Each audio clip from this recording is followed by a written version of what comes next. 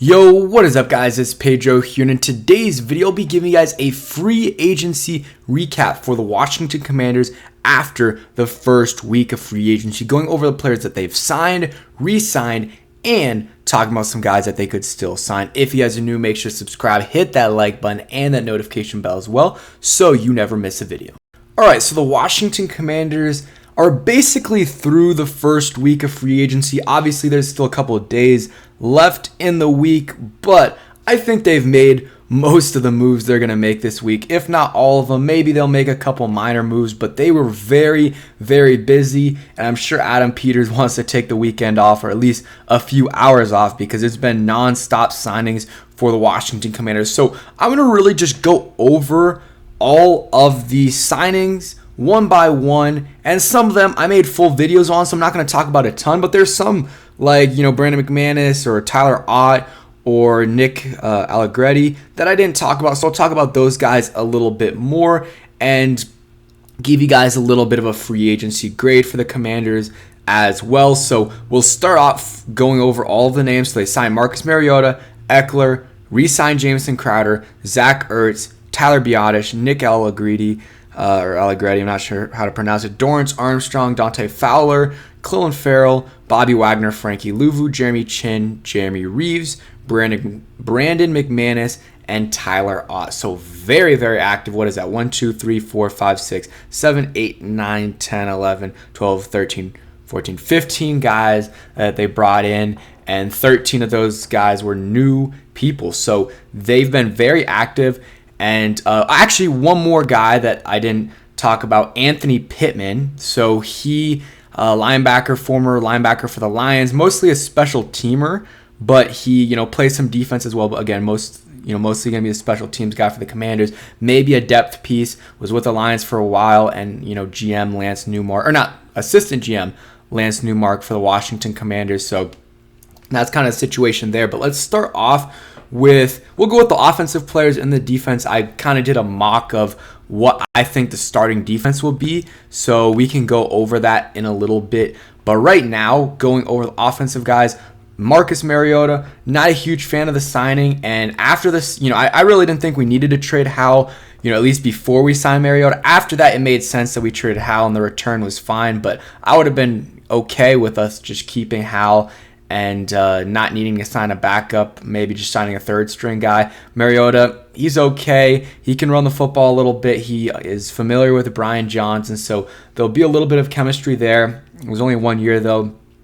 And, he'll be able to mentor whatever the quarterback is, Jaden Daniels or Drake May. I don't think the signing of Mariota means they're going to take Jaden Daniels because he's more mobile than Drake. No, because Drake's mobile. Also, they were interested in Sam Darnold, so you could say the same thing the other way around, that, they're going to draft Drake May. Whatever. I don't really think that matters a ton. But Mariota, he's a solid backup. He has a lot of experience in this league. Played at Oregon, obviously.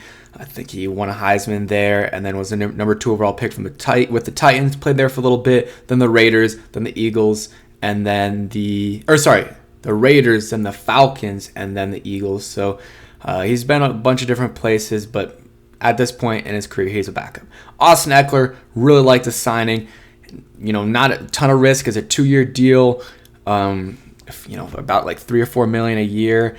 Could be a little bit more with some incentives. Think he'll be our pass catching back. Obviously, he's going to get some carries as well, but I think he's going to be, him and Brian Robinson is going to be a nice 1-2 punch. I like that signing. Jamison Crowder, solid re-signing. He's going to be our receiver, probably like a backup slot guy and returner as well. Maybe we'll bring in someone else. This isn't, Crowder isn't a guarantee to make the roster for sure, but he's a guy that they thought was good enough to bring back. So shout out to Crowder. Zach Ertz, made a whole video on that. Solid veteran option, and will be a good security blanket for whatever rookie quarterback we bring in. And he's not the same player he once was, but it's a 1-year deal. I like this. I don't love the move, but I like the move, and still might need to bring in another tight end. And then Tyler Biadasz, you needed a veteran center in there, especially if you're going to have a rookie QB, so he can, help, call up protections and stuff. And he's been solid for the Cowboys, been relatively healthy, and doesn't have a lot of, give up a lot of sacks, and has, not a lot of penalties either. And he's better in pass pro than run. And then Nick Allegretti, comment down below how to pronounce it. But going to be competing for that left guard spot. Solid guard. Played for the Chiefs. Was their backup for a while, but I think he started in the Super Bowl game. And he played through like a torn UCL. So he's a tough guy. And again, has a chance to be the starting left guard for us. And at the minimum is a good backup. Like a Wes, I would say he's like a Wes Schweitzer type of player. Okay, now let's go to the defensive guys. And I made a kind of starting defense mock right here. So we can go over that real quick. So I had Armstrong, who he signed as a DN.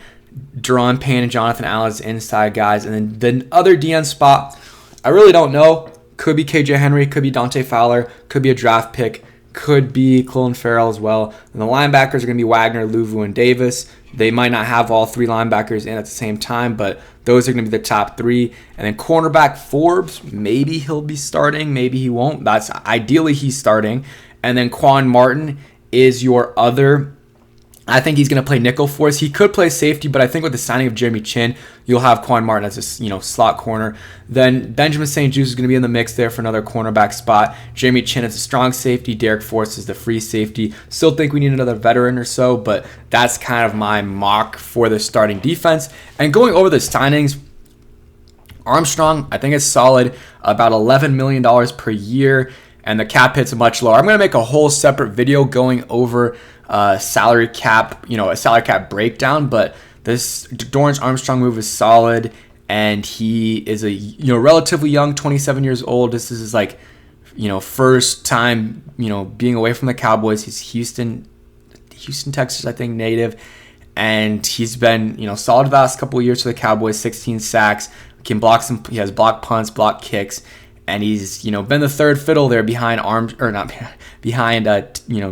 Lawrence, Tank Lawrence, and Micah Parsons. So being a starter, should be able to get some more sacks. I think he played like 42% of the snaps. So playing a little bit more, he'll be a little bit better. I like that signing. Dante Fowler, I'm kind of impartial to this. Bringing another former Cowboy, has some potential. Has been in the league for a while, but still not super old. Was an early pick, I believe. I can't remember when, but maybe like 2014. I don't know, 2016. I don't know, whenever it was.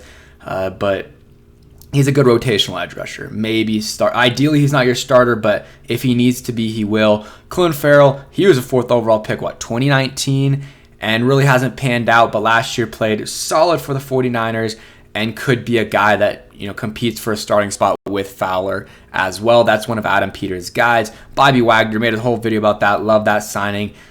He's still a good linebacker in this league, I believe, and he's going to be the middle linebacker for us. And then you got Frankie Luvu, who, he's going to be a linebacker for us, can rush the passer as well as, just be a normal linebacker, is a good tackler, and gets tackled for loss as well. I love that signing.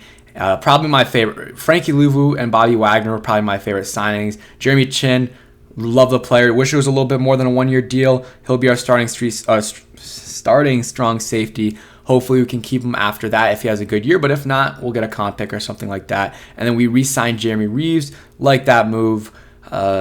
Special teams guy and a backup on defense as well if we need to, coming off a torn ACL. Him and Zach Ertz are coming off torn ACL, so watch out for that. I believe, or no, not Zach Ertz. I'm trying to think. Someone else is coming off a torn ACL, I believe. But Brandon McManus, kicker. Don't love the move. I think Sly, he wasn't great, but he also was a little overhated just because of because of Cameron Cheeseman snapping to him, and that's his percentage. I think it was still higher than McManus's with Cameron Cheeseman as a snapper, which is impressive. But he's a vet. He knows what to expect, and he'll be solid for us hopefully. And then Tyler Ott, special teams, he's gonna be long snapper. Hopefully you don't have to worry about him. Hopefully never making a video or ever have to talk about him in a video, very rarely. He was the Ravens long snapper and also was with the Seahawks, and I can't remember the special teams coordinator's first name. I know it's Izzo is his last name, Tom Izzo. I know that's probably not it. I think that's the Michigan State coach, but Izzo, he's a solid special teams coordinator. He brings in one of his guys, Tyler Ott. Overall, I'll give this like an A- grade for the free agency for the Washington Commanders. They brought in a lot of good players, filled in a lot of holes. There's still stuff they could do, maybe add a receiver, add another tackle, but you also have a lot of draft picks, and that's something you can, work with. So I really like this free agency so far, and it's still not over. They got second and third waves coming up, in the next few weeks and months after the draft as well. There's always, some movement. But that's it for today's video. Hope you guys did enjoy. If you did, hit that like button, subscribe if you guys are new, and peace.